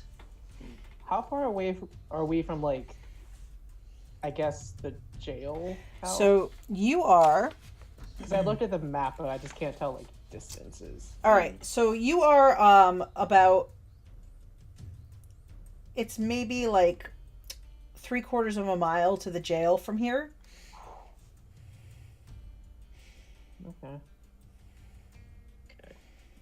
So, as you're discussing this, and Delilah tells you that Jed took off on a horse, you hear feet on the outside walkway, and you see the doors open to the saloon, and Pete's holding the doors open. His hat's askew. And he kind of waits, and he looks back, and he's like, "He's coming, he's just slow. Just give him a second. Hang on. Hurry up, a man's bleeding in here, Doc." He'll be all right. I just shot him in the knee. And you hear, before you see, you hear like a... And around the corner comes this little bent older man. His name is Dr. Landon Henry, for those of you who know him in town, which is probably everybody again but Lucas. He's just wearing like a dark suit. He's got a little bow tie. He's got shoes that it looks like he polishes every morning, but they're already just from the walk from his office. They're all dust covered, and there's maybe some manure on the bottom of one of them. He's wearing a little bowler cap that's black to match his suit. He's got kind of a long white mustache that hangs down and like a scruff of beard in the front. And he's got like stringy white hair coming out from under the bowler cap. And he's got just the little tiniest glasses at the tip of his nose that are almost falling off from the sweat of just running here. And he's carrying his little doctor satchel. And he's like, where's the soon-to-be murder victim? Where is he? Now, come on now, don't. He just shot in the leg. I'm gonna point down. Over here, Doc. Hudson's just gonna kind of lift Farah up in the air a little bit. Right here. He comes over with his bag. He's like, put him on the floor. Put him on the floor where I can reach him. You're very tall, sir. It's deputy, isn't it now? For a split second, Hudson contemplates just letting go so he falls to the ground. But then he actually lowers him to the ground. Okay. Yeah, it's deputy. Oh, he looks at him and he kind of moves the glasses up. He's like, Pharaoh. All right, Pharaoh. And Pharaoh like nips at him. He's like, Hudson's going to give him like a little, not hard, just like a tiny kick to the back. Watch it, you. He whimpers. And he kind of snarls at you. So he's making like dog-like noises, correct? Yeah, like animal noises. Okay. I just wanted to make sure what I was imagining was actually happening. In fact, it is.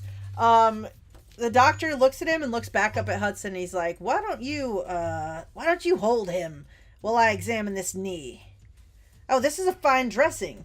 Whoever tied this is very good work. I give Hudson a look, and I. You want him on his back or on his stomach there, Doc? On his back. I gotta be able to see this knee clearly. This is Hudson's going to move on his back, and then he's basically just going to put a foot on his chest and hold it there. Oh. Not like hard, but like holding him in place that way. Okay. So the doctor looks at it, and the doctor's like, "Oh, boy, this is a terrible, terrible wound. I don't know if I can even. We may have to cut the leg off. Oh my god. I may have to have you bring him back to my office so that I can do surgery on this man. What's wrong with him as far as the faculties? How much has he had to drink? Delilah, Stratton, when did he start drinking this morning?" He's been here all day. I made some joke about you can't drink all day if you don't start in the morning. And he prescribes to that medication pretty heavily. He kind of moves around where Hudson's foot is, and he's like, "Pharaoh, follow my finger!" And he moves it back and forth, and Pharaoh like nips at it and tries to bite his finger. Put a little more pressure on his chest. I told you to sit still. I think this man may. He seems to be. He snaps his fingers in his face, somewhat out of his mind. Well, yeah, all that's this clear, is going Doc. on. Well, Can I find the glass that got kicked over? Yeah, it's actually sitting like at Jeremiah's foot. Jeremiah put his foot to stop it from rolling away, and it's just lying on the floor. So I'm gonna walk over and pick that up. Okay. And just kind of hang on to it for right now. All right. So you walk over, and Jeremiah, you watch as Lucas collects the glass from under your feet. Yeah, I watch, just kind of suspiciously. Yeah, I think probably what's dangerous is this here is inside the glass. So I think we're okay if I just hold it like so. And looking at it, when you pick it up and kind of look at it more closely, you're very familiar with whiskey and its consistency. It actually, at the bottom of the glass, is a little bit thicker consistency than what should be left by a glass of whiskey. Hey, Doc, when you're done looking at that leg there, why don't you take a peek at this glass and tell me if you can make anything of it? All right, Set well, the glass on the bar. he looks over to the door where Pete is still, like, holding the door open. He hasn't come inside, and he says, Pete, get me a flat wagon to bring this one back, or just, you can get the stretcher if you want to, and Stratton smiles and says, "Yeah, Pete, get the stretcher. You're going to drag him back to the doc's office." And Pete's like, oh man, but Jack, do I gotta drag him back? And he just looks at him. Pete's, I'll get the sledge, Jack. I'll get the sledge. I'll be back. And he kind of goes walking through with a sullen look to the back room. And you hear him clattering in a back room. And the doctor walks over to where you're standing, Lucas. And he kind of takes a handkerchief from his pocket. And he holds out his hand with the handkerchief to take the glass. He kind of looks at it. What did you say the man was drinking before he went all cuckoo? Whiskey. What he was drinking out of that glass was supposed to be whiskey. It's got a definite hint of whiskey flavor, but it smells almost like a tree sap. Kind of like tilts the glass and you watch it, the slow movement of a thick, like more viscous liquid kind of like go, and then he tilts it back. There's something more than whiskey in this man's beverage. Can Delilah go back to the bar where I'm assuming she left the third drink, the one that he poured, and just pour it out on the ground and see if there's any more of this liquid in that drink? Or if she's correct in believing that he wouldn't hurt her? Yep, so you go back, you tip your drink over and pour out the whiskey. And you tip the glass back over and take a look at the glass and at the floor. And it is, there's no extra, like, thick liquid to it. It's just whiskey. Well, now I feel bad that I wasted that whiskey, but better safe than sorry. In case my suspicion that he wouldn't hurt me was incorrect.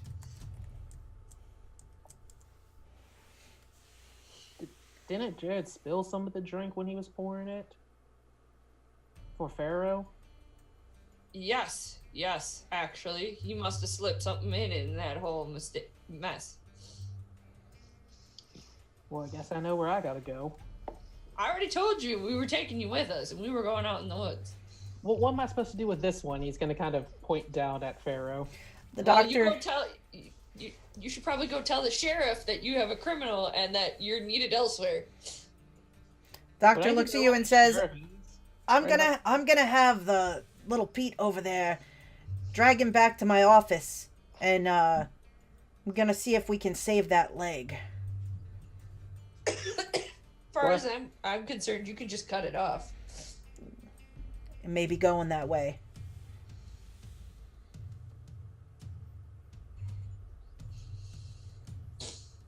Think- Can I Go ahead. can I do like, would I know any sort of like historical uses of like a tree sap in this area that like maybe the Indians used or something? You can roll me a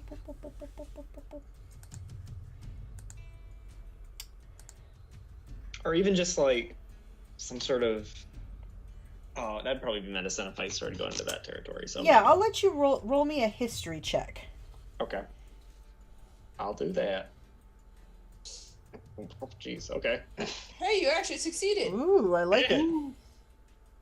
So, you, in the time you've been sort of in this area, or when you, Jeremiah, traveled through this land, you have heard stories from the Native Americans. And there are tales of certain tribes that they have some kind of concoction that their medicine man makes that makes them more feral in battle. It gives them more prowess, more strength in fights. Okay. Well, that's interesting. Make mental note of that. This is more of a world building-ish question. Would this be like my only pair of handcuffs? Or like would I have to go back to the jail to get some? Or would I have like multiple on me? I don't really know. I mean, I would let that be a Hudson decision. Are you someone who feels like you're going to need them more often? Or Like, do you think Hudson would carry a bunch of handcuffs? He probably only carry. This is probably the only pair he has on him, because he kind of came just to keep the peace, so he wouldn't really think on having to like really arrest anybody. So he. So okay. All right, Hudson and Loco. Well, before we go, I need to get some more cuffs, because I ain't uncuffing this guy. He's crazy. Yeah. I'm gonna say one more prayer for Pharaoh as I like taking him out, and then tuck my cross away in my jacket and stuff, and probably follow Hudson. And you see Pete has come back out of the back room, and he's got this. So Sneaky Pete's got this. Like, sort of, it looks like a gurney, but it's got like kind of like handles at one end, and he drags it out and puts it down next to where Pharaoh's lying on the ground. And the doctor's like, well, help get him on the sledge. And Pete's like, oh, come on. And he like grabs on, and this little guy is like pulling on Pharaoh and like dragging him onto the sledge as he gets him on. And then he looks around, and he's like, "Hey, Vaughn, you wanna pull the sledge to the doc's office?" And Vaughn just turns and walks away.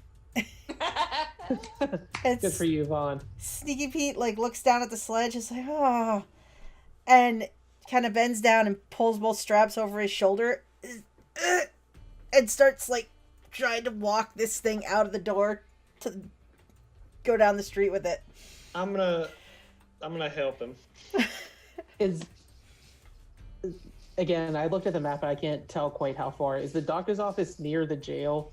So the doctor's office is number 17 on your map. Yes. And the jail is, I think 27. yeah. So it's probably also it's kind of just about that, little less than the 3/4 of the mile. Like, because it's kind of a parallel almost kind of street. Well, then, yeah, I'm just going to go straight for the jail so I can get some more cuffs. Okay.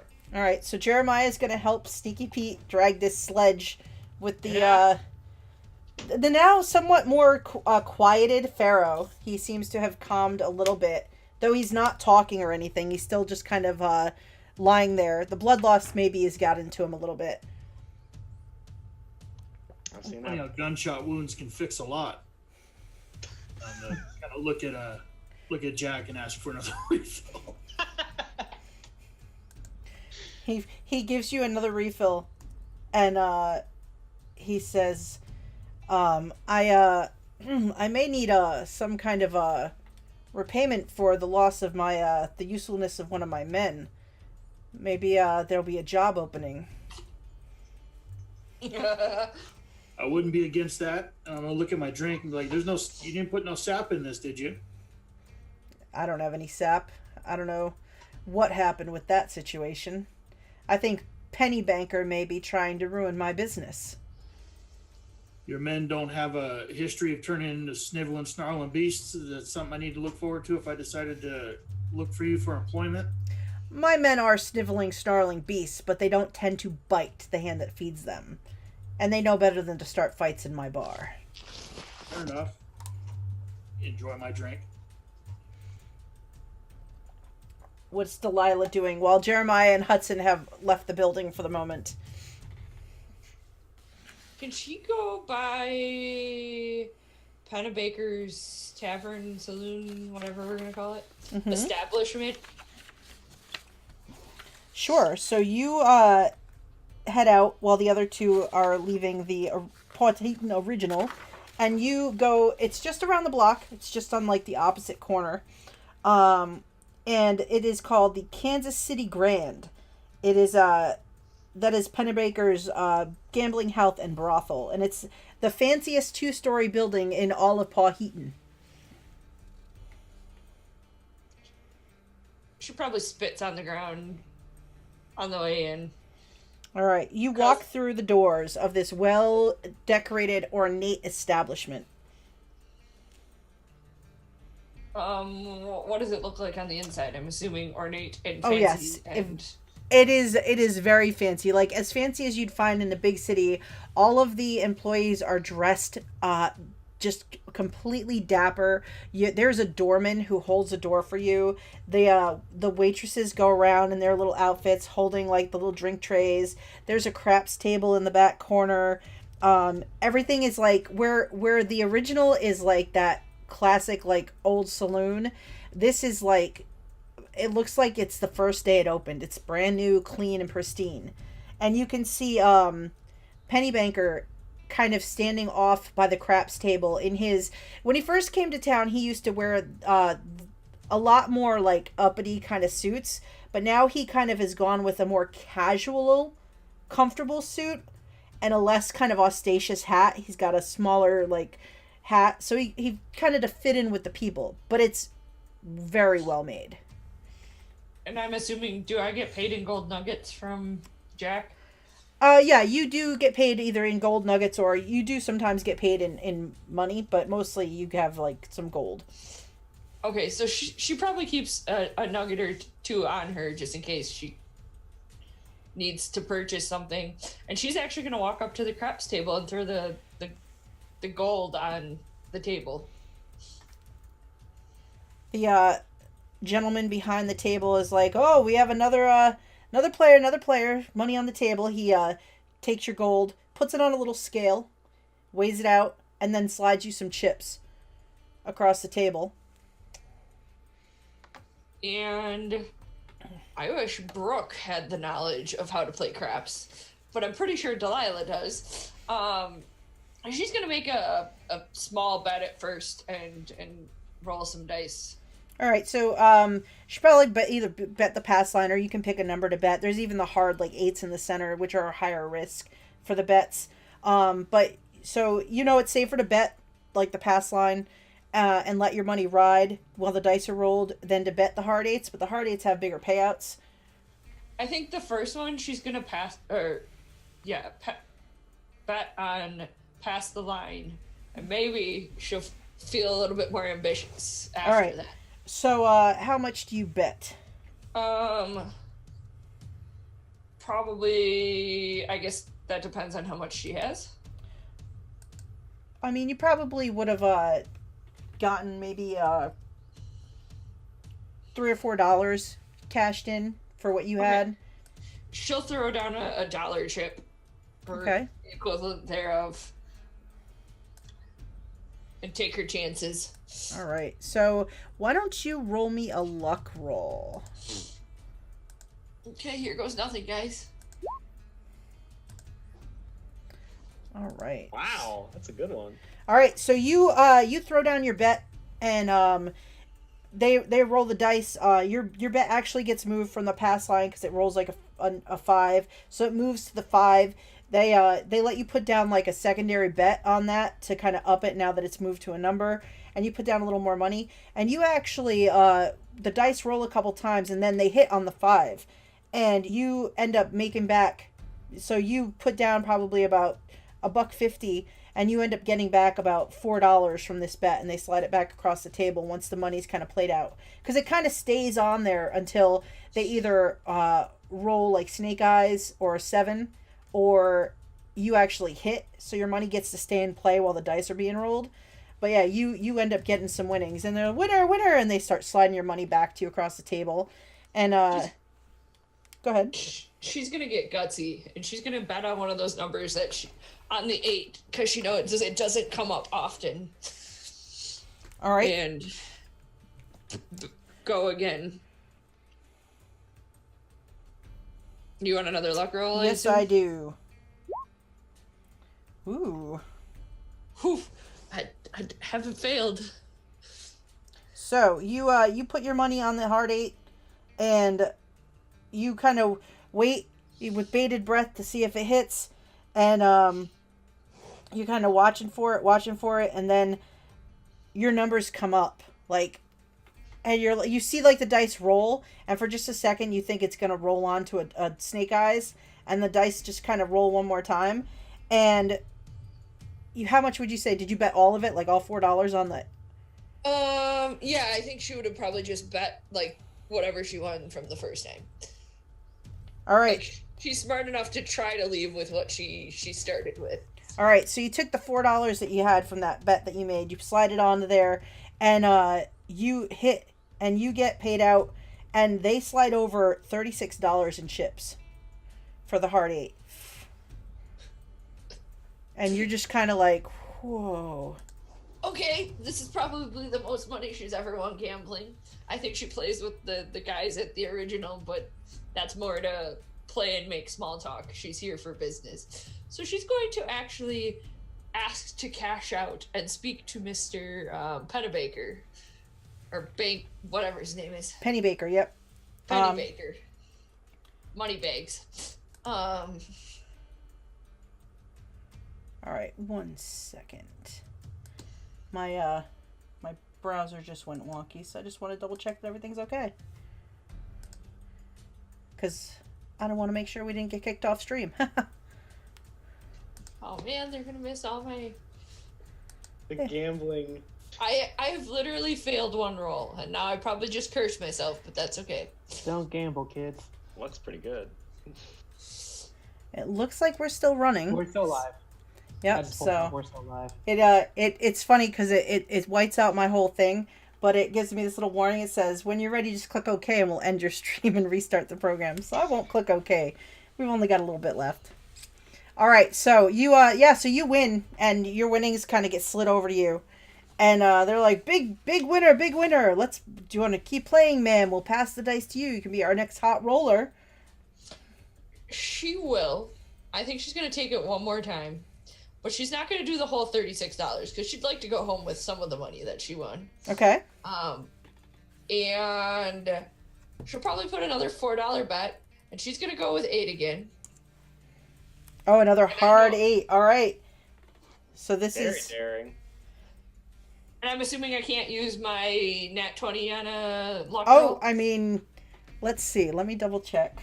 'Cause I'll play by whatever rules you want to Yeah, set. not on luck rolls. I actually Okay. went back and checked my own rules I posted at the bottom of my stream.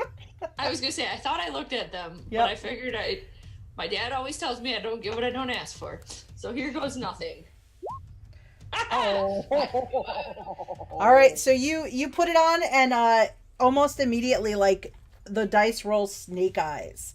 You see them just roll right over, and you see your money get slid back over toward the No, that's the house's money. She didn't bet her own money. Oh, I know, but and you, some of the people are like, as they also lose. They thought maybe you were on a hot streak and it was going to be lucky for them. They bet a little bit too much.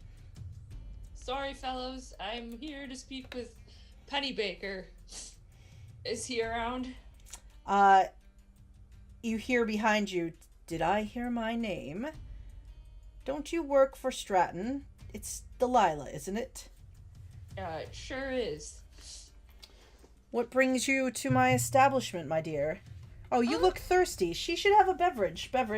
And one of the girls comes over with a tray, and he picks up a drink and hands it to you. She'll take it because she's trying to be respectful. It's hard for her, but she's trying. And she'll sip it out of the same, like, I'm going to be respectful because you just...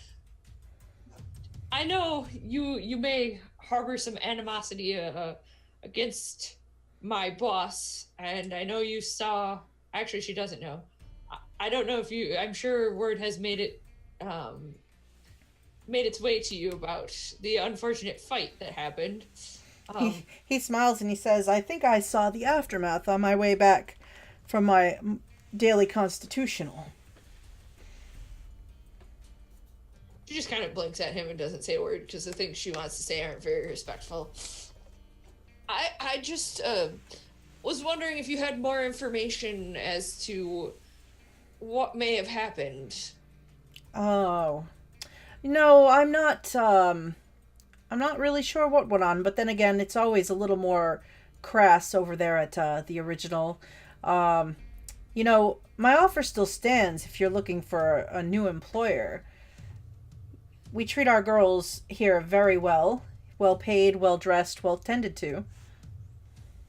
I mean, I'm making it out with a fair bit of your money anyway right now. Well, I mean, just think though, you'd be making a fair wage, you'd be in a clean environment, and you wouldn't have to worry so much about carrying the knife you keep in your boot, Delilah.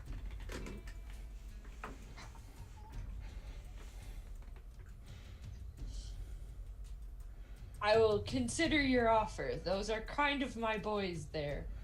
You aren't trying to run us out of business, are you? I'm constantly trying to run Jack Stratton out of business, and if I can, out of town.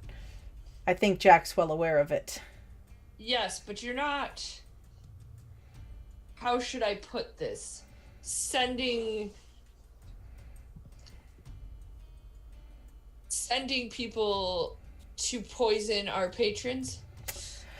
No, I'm not going to poison anyone. I don't want to get myself marked as a pariah. I want these people to be my patrons when Jack is gone, and I want them to see me as a lucrative choice for this town. This Jack was good for the town 6 months ago, but now things are changing here, Delilah. You must see it, my dear. This little rabble of a tent city, it's sprouting up. It's becoming something bigger, better. There's a lot we can do, but when you have someone like Jack, who's more than willing to stab you in the back and leave you in a gutter, running things, things aren't good for anyone. You need an actual businessman, someone who knows the ins and outs of business with the big cities. Because that's what we want to be, Delilah. We want to be a big city. You know, some of us came out here because we didn't want a big city. And then business... Well, she's going to air quotes with one hand, even though it's probably not a period-appropriate thing to do. Delilah makes it a thing now. Yes. Business person like yourself, and she's practically spitting every possible syllable and over-enunciating... business person like yourself comes in and thinks that we want to turn into a big town. This is supposed to just be a mining town. It's so much more, though. At least it has the potential to be. You don't see what I see. I have a vision for this place. Well, would you care to enlighten me? The day that you walk through these doors and tell me you take my offer, I'd be glad to enlighten you, Delilah. Well, I would like to cash my chips out now. I have a lot to think about. Daniel, get the lady her cash back for those chips, and you have a wonderful day, darling. And he smiles, tips his hat to you, and strolls off to check on some of his other patrons. And this little gentleman, he's maybe all of 18 years old, in a nice little white shirt with a bow tie, runs over. I'll get you checked out right away, ma'am. I'll get you your chips cashed in, and we'll get you some money. Oh, you look like you did really well at the tables today. I had pushed my luck with Lady Luck. So do you want it all in cash, or do you want to open up your own personal line of credit with the I office? would like my cash, please. All right. Are you sure? Because sometimes there's special offers for when you have a line of credit, and it can do more value for you. Probably won't be around much, if at all, anymore. Well, all right, ma'am. Let me get that done for you then. All right. Come this way. And he'll wander you over to where the cash box is, and they get you kind of sorted out real quick with your chips. She'll slip the little guy, or the guy, $1. Ma'am, well, thank you very much. He tips his little hat. He says, I hope that we do see you again. The likes of you are the type of people that we want to have running in and out of our establishment on a regular basis. You're welcome. And then she'll turn on her heels and stride, like, almost struttingly across her way out as to try to catch some attention, or at least try to. And you do notice some heads turn. Some of the guys at one of the card tables, you sort of stop a whole round of cards, and you're quick enough to pick up on the one guy who He looks at you with a quick glance, and then you see him side glance at the cards of the guy next to him who's looking at you with a longer glance. And then you see him go for his chips and start counting some chips with a smile. She just smiles on her way out. All right, so meanwhile, Jeremiah, you and Sneaky Pete, Oh boy. with the Huff and Puffin doctor alongside you, have been making your way back toward the doctor's office. You part ways with Hudson as he heads to go back to the jail to pick up some more cuffs and maybe check in with the sheriff. And so the doctor's place, you kind of go down this side street, and he's got this little wood cabin. It's kind of set by itself. He goes over, and you see him unlock the door, and he's got like 3 locks that he unlocks. And then he pushes open the door and kind of like shoves it open to make room for the sledge to get dragged in. And there's like books and things stacked behind the door. There's kind of like a little bit of a front area where there's maybe like 2 chairs. And then he's got like a dirty old sheet hanging to split the room. And he sort of walks through the center and parts the sheet and holds one side open while you move him in.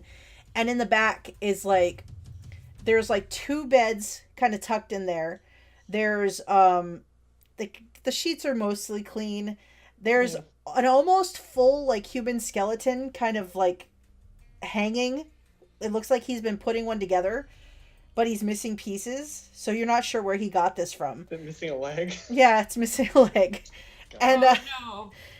and he's also got like a desk with like a bunch of books, and there's various like jars. There's like mason jars, and you can see you're not sure what that is. It looks like it's something that should be inside a body, and it's kind of in like liquid, sort of floating there. And he's like, it's dim. Like he lights like one little lantern, and he's like, put him on the bed over there, and he seems docile now, but I'll give him something to keep him calm, and then I'm gonna see if I can save this leg. And Sneaky Pete's like, you wanna help me lift, preacher? Yeah, I got him. All right. Do you want to take the part by the head? Yes, I do. Okay, good. Don't want you dropping that. Well, I just don't want him to bite me if he wakes up. Yeah. So you guys kind of pick him up, and you lift him into the bed. How strong is Jeremiah? Are you pretty strong? I got a 65. Yeah. So Sneaky Pete struggles with the feet. In fact, the feet flop a little on the floor, and he's got to put them on one at a time. And you hear Pharaoh kind of groans as he drops the leg with the wound. And he's like, "Oh no, sorry, Pharaoh," and he puts him in the bed. And the doctor kind of flicks Pete like just like a little candy or something. He's like, "Here you go, Pete." And he's like, "Thanks, preacher. I'm gonna see what I can do about this saving this leg. I'm not holding out much hope though." I think I might stay here and say a few prayers if that's all right, Doc. Well, I tend to like to work in privacy, actually. You know, it could be a very gruesome affair dealing with wounds and injuries, especially ones as bad as this one. Well, if I'm being honest, I've seen it all before. So, don't think I'm squeamish or anything. Well, all right, but you got to sit over there and not get in my way. Yeah, of course, Doc, of course. All right. And Pete's like, I'm go back and tell Jack that this is all being taken care of. Then he looks at you and he scuttles out the door, pulling the sledge out behind him. And you watch as the doctor kind of gets to work, sort of inspecting the leg. He seems like he kind of wraps it a little bit and changes it up, and kind of once he has it wrapped better, he sort of takes the tourniquet and he kind of is like, "Well, I'm gonna leave that for now and see if we can't save that, but I'm gonna take a look." And he kind of like starts inspecting, like Pharaoh's like kind of flicks his eyes open a little bit. He like takes and he kind of does like a swab in his mouth, and he's like, "Sap," and he puts it in a container. And he's just sort of looking him over, and he's like, "I don't think I've ever seen anything quite like this." I think that his brain's a bit addled. It might be that he's got to sleep this one off before we can get a straight answer from him. I might, if I can hold off on taking the leg, I might wait until he's a little more lucid. But it seems like it'd take him a while. I'm going to give him something to keep him out for a bit. And you see him kind of go over to a bunch of little vials. And he kind of finds one. He kind of shakes it, pulls a little cork, and kind of pours it down Pharaoh's throat, holds his nose, and closes his mouth. And then once he swallows it, he's like, he'll probably be out for a while, preacher. If you want to come back tomorrow, I'm probably going to do the operation then if you want to watch. I don't understand why. Jeremiah will stand up and he says, well, I don't be afraid to ask the sheriff if you need anybody to, make sure you're safe here. Don't want him wake him up and biting you or anything. I'll keep him calm as much as docile. Man, Ape man, what's he gonna sprout hair? He looks at good reverend. Well, he gives you a look and he's like, don't listen to him, he's insane. There's no ape men in the hills in this area. Jeremiah just, well, have a good day, Doc. Head out. You see as you're leaving and he walks you to the door, he pulls a little hip flask out and he takes a drink and closes it and puts it back in, and then he closes and you hear the bolts turn on the locks as he sends you on your way. A lot of locks. So Hudson... go I'll ahead. probably head down to where Hudson is. All right, so you head for the jail. So Hudson, you split off from Sneaky Pete and Jeremiah, and you head for the jail, which is... It's mostly a cabin. It's not far from the Elkhorn Saloon. It's a rather small space. Inside, there's only about 4 cells, and this was built before there were the elections or anything like that for sheriff. They basically... Stratton used to have the keys to this place, and when people really got out of hand, his men would just throw guys in a cell and leave them. Usually they'd stay for a couple days until they could pay the fee to get out for their crime. On occasion, when there has been someone who's been arrested for an outright murder, they'd put them in a cell and kind of leave them and feed them for a few days, and they'd elect kind of a jury of their peers amongst whoever was available that morning, and kind of have a quick trial and decide their fate. And if they were guilty, they'd usually hang them before noon. Otherwise, if they were found not guilty, they'd end up letting them go that day. But you get here, and the sheriff, Marshal, his name is Ricardo Mateo. He is actually probably about maybe 40 years old. He's from Texas. He and his family made his way up here at some point in the last couple years, and they're a recent transplant to Pawheton. They've maybe been here about 4 or 5 months, but he's seemed like a pretty straightforward guy, and he's sort of sitting behind the desk, just with his feet up, kind of reading from the local daily sheets, getting the local news for the day when you kind of come through the door. He just gives you kind of a nod. Afternoon. Afternoon, Sheriff. We got a new resident coming soon. Oh yeah, what's that about? You know Pharaoh, the kind of quiet, nerdy dude? Yeah, Stratton's number 1. Yeah, he went all loony, attacked me. He's going to kind of point to that. The sheriff sees the blood. Yeah. And he got shot in the leg, so the doctor's taking care of that. Then we should probably go get him. You shot him in the leg? I didn't. Someone else did. Oh. Alright, so how long Doc gonna keep him? I don't know. They were still dragging him off to the doctors by the time I left. Who pissed him off? Well, that's the weird part. He was drinking some whiskey out of a glass, and then he just kind of lost it, went after the preacher dude, not Duffy, the other one. What? He went after... what's that little one? Gosh, I can't remember his name off the top of my head. Jerry? Jerry. Yeah. He went after Jerry. What did Jerry Yeah. do? I mean, usually Duffy's the bigger mouth, and I mean, Pharaoh's dragged him out of the bar after he's set people off before. I don't know. All Jerry did was just put his hand on Pharaoh's shoulder, and Pharaoh just swung at him. Did Jerry shoot him? No, it's that Lucas guy. The one we've been kind of keeping an eye on. Oh, that new one that's in town. Yeah, that one. Yeah. He shot him in the knee. Well, I mean, at least he didn't shoot him in the head.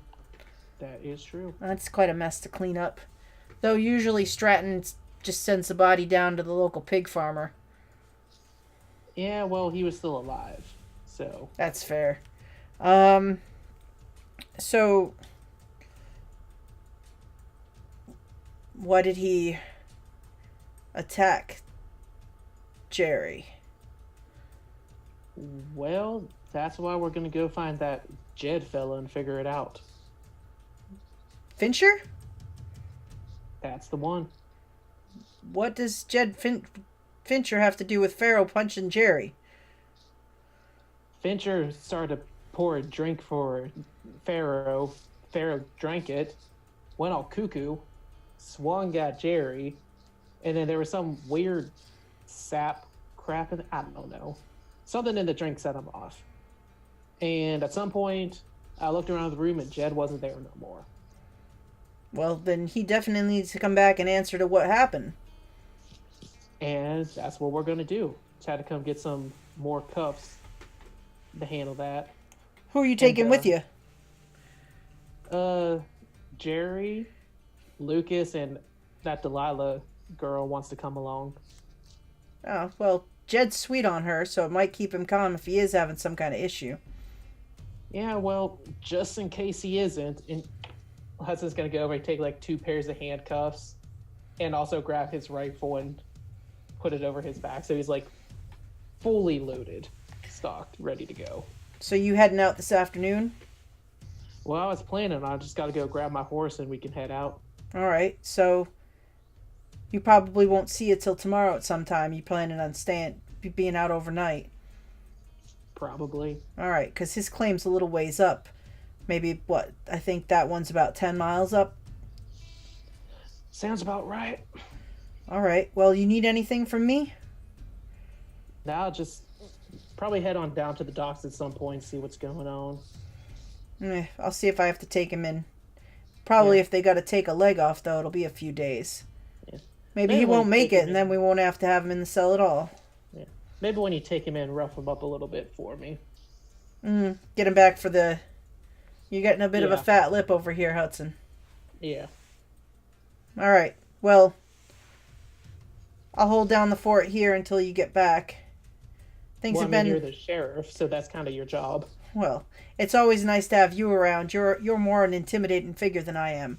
I think I'm more the face people liked, but it's good to have somebody who makes them think twice about taking a gun to me. Well, hopefully Jack and Walter don't come after each other while I'm gone. Oh, I'm sure they'll come after each other. It just depends on what degree. Usually Walter's pretty smart about dealing with Jack, though. He's, knows that Jack's willing to go the full length. And, I don't think Walter's looking for a lot of bloodshed. I think he's looking for a smarter way to put Jack out of business. Yeah, well, Pharaoh going crazy in Jack's bar is probably going to help. That's true. It's going to drive off business for a little bit. Jack may be a little more angry than he's been in the past. He already pulled a shotgun on a couple people, so... Did he shoot anybody with it? Shot his ceiling, which was dumb, because now he's got to fix that. Well, it's a slow day for Jack if he hasn't shot somebody by now. Wade tried to shoot Duffy. Well, he cocked the gun at Duffy. Meh. I mean, I'd do it, too. Little guy annoys the crap out of me. Yes, he's maybe a little more trouble than Jack and Walter combined at some points. Yeah, well, we'll probably have to keep an eye on him, too. All right. Well, I'll let you get on your way because you've got a long ride ahead of you. You need better go collect up your posse and go handle picking up Jed and bringing him back to be talked to. Will do. He's gonna kind of tip his hat and go out and get his horse. All right. So you go out and you see Jeremiah coming kind of up the street in your direction. Hey, what's going on with Pharaoh? Well, Doc put him under. Says he'll probably do the surgery tomorrow. Figure out after he gets to take the knee or anything. Sounds And good. said he might be a little more lucid, so need to ask any questions, maybe. Well, that works out well because we're probably gonna be gone all night. Not get back All till right. tomorrow. I ain't do anything this evening. I ain't either. So you guys talk as you head back toward the old original. Lucas, you've been in the bar waiting for the return of the rest of this crew. Jack has sent the other man there that he had with him. He sends down to kind of keep an eye on Pennebaker as he continues to just pour drinks behind the bar. So Vaughn goes and he leaves to go kind of watch Pennebaker and his guys. And Jack kind of gets rid of the bottle that the others were drinking out of, cleans up, and then he calls one of the other girls in, and he's got her scrubbing the bloodstain. And he says, so you're taking a ride with this deputy then, out to bring back the prospector? Seems like the right thing to do about now. Need some more whiskey in me, but yeah, when we're ready to go, however much whiskey I can put away between now and then. That sounds about right. We're gonna go question old fella and find out about whatever might have been put in that drink to make old Farrell go feral. Well, I'd be interested if you want to keep me on the up and up about what the deputy finds out and bring back the little information as far as what Mr. Fincher knows or what he might have done. I'd be willing to pay for information. Fair. I can probably do something like that. Also, I get the feeling Delilah plans on going along. She's got a soft spot for Jed. Thinks he's a nice guy. He's always seemed to be pretty straightforward up till now. So I want you to keep an eye on Delilah, because my employees are important to me. I could probably do that as well. It's hard to find people you can trust that won't stab you in the back if you don't fulfill your obligations. You are speaking my language, sir. I couldn't agree with you more wholeheartedly. Good, I'm glad we see eye to eye, sir. Your arrival may have been fortuitous. Still to be seen, but hopefully so. Excellent. And he slides the bottle that's half empty over to you, and he says, that should probably get you settled before you head out. And he Appreciate walks that. away. Thank you. I'm gonna pour my own drink. And eventually you all come back to the Pawheton original. And kind of group back up. Hudson ties his horse up outside. Kind of look around at each other. Well, anybody find out anything good? I found out that Pennebaker is a no good, rotten, goody two shoe, but at least I could take some of his money while I gambled. Okay, that's helpful. What about you, Jerry? Well, I only know this tree sap stuff that Pharaoh might have had come from trees around here. Natives use it to boost themselves up before going out and fighting. You know what kind of tree? Would I, Jeanette? You're not 100% sure what kind of tree that would have come from. Oh, hell no.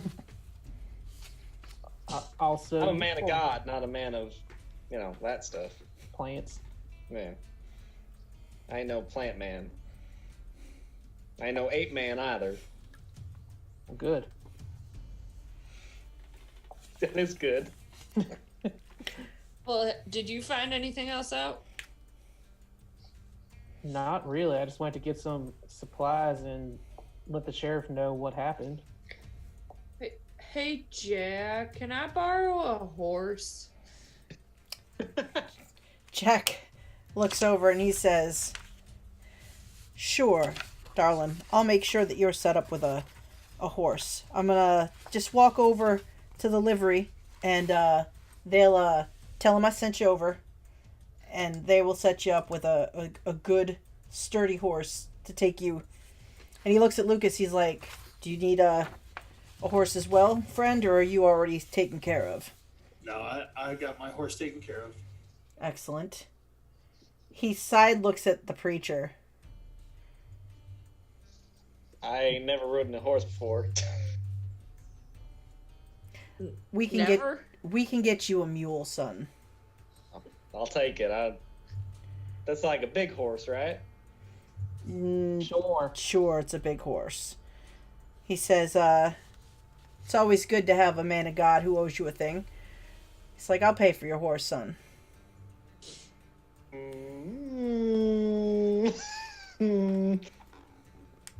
I think I'll pay for it myself. All right, well, it's $40 a day for a horse over at the livery. Oh boy. Well, I'll only have it for tonight, I guess. So, yeah, we can do that. All right, so you all make plans. You have figured out to get where to get your horses, and you are preparing to ride out to go find Jed Fincher and discover what exactly he may have had to do with Pharaoh's outburst at the Pawheton Original Saloon. And I think that's Also, a good evidently place. Sasquatch. And apparently Sasquatch, but I think that's a good place to kind of close this for tonight. And we'll open up next session with you all riding out to discover what Jed might be up to. I should have known. It's always the quiet nerd in the corner. So thus ends our first session of the Wretched West Call of Cthulhu session. And so I guess we'll go around and we'll do some plugs. And why don't we start? We'll go with starting with Jamie this time. I'm Jamie. You can follow me on Twitter. My handle's right down there. You can find me on this channel this coming Sunday, the 13th at 4:30 Eastern Time for what might be the last session of the Forge of Fury.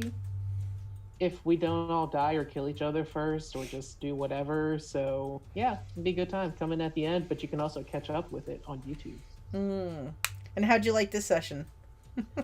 I liked it. However, I am immensely wary of this suddenly shady doctor because he came in wheezing, and I'm like, oh no, it's Citizen Regault all over. I know. I was thinking the same thing. That's such great luck. As soon as you said you hear a wheezing breath, Dylan and I's faces just dropped. I'm like, oh god, no. I've broken them. I clearly have missed something, but I guess I have a backlog of stuff to go watch. In the other Call of Cthulhu game, Reign of Terror, the doctor was the evil bad guy. Yeah. Who He wheezed? was like wheezing at first, and then he did some spell on himself, so he was like immortal, and we had to kill him. Mm-hmm. Good But times. as soon as I heard the wheezing doctor, I was like, oh no, not again. That's My kind of buddy's the on thing Jet with, for Big Bad. Isn't We're that just gonna kind of kill the doctor a now. mythos thing where the practitioners are usually pretty wicked anyway? Yeah, we're just gonna go kill the doctor first, and then go after Jed. All right, so Brooke, how about Wraps up the entire campaign? boom? There, Dang, yeah. 2 sessions, we're done. All right, Brooke, how about you? Yeah, you can find me on pretty much every social under the sun at my username underneath. I'm also in a D&D stream that's weekly on Sundays on twitch.tv/ssadventurer. Lots of fun stuff happened yesterday, like bits of backstory that I was going to try to keep hidden for more than like half a session, but I failed. Nice. But it'll ultimately it'll be good role play eventually. for character type reasons, and opens up a lot of doors for second classes. But yeah, otherwise I do stream at my own channel at the name below because I'm literally everywhere at that username. Nice. Chances are if you see that, it's me. Yeah. And how'd you like the first, like, what was something you liked about this? Well,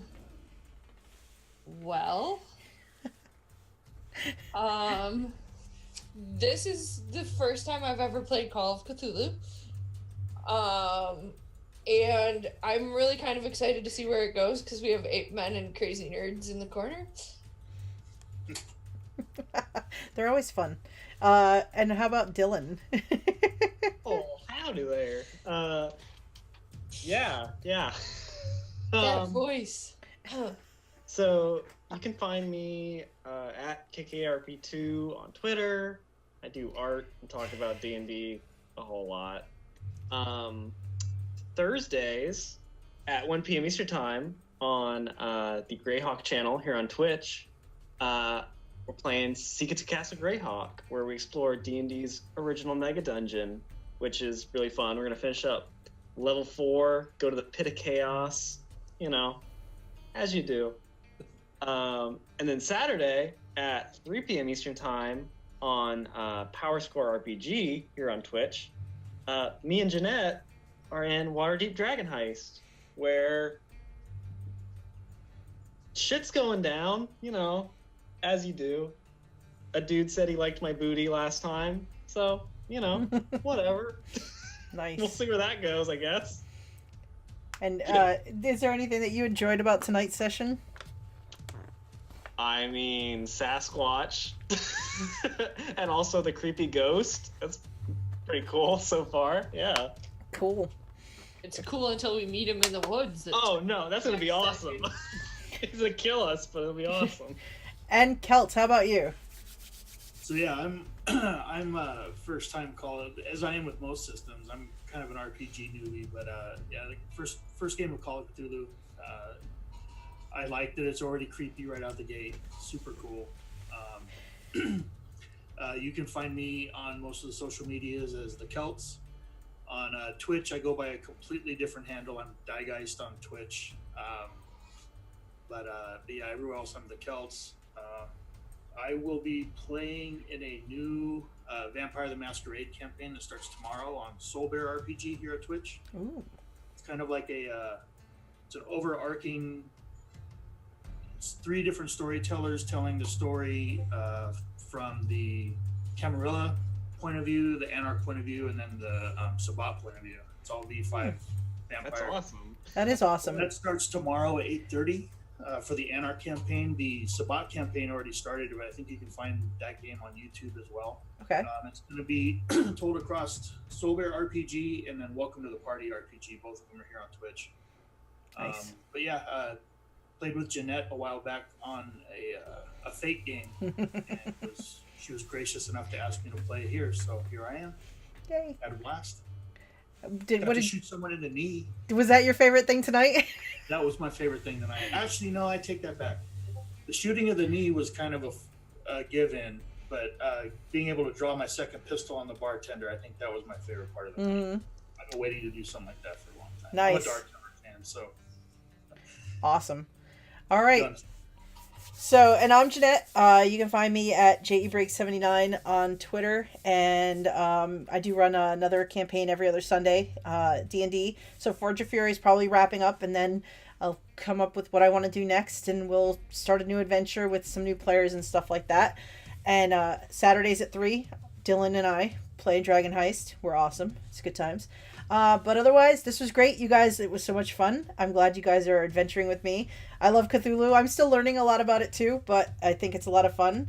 And thanks for joining me. And I hope that I don't, completely destroy your characters, but that's kind of the point. So we'll see what happens.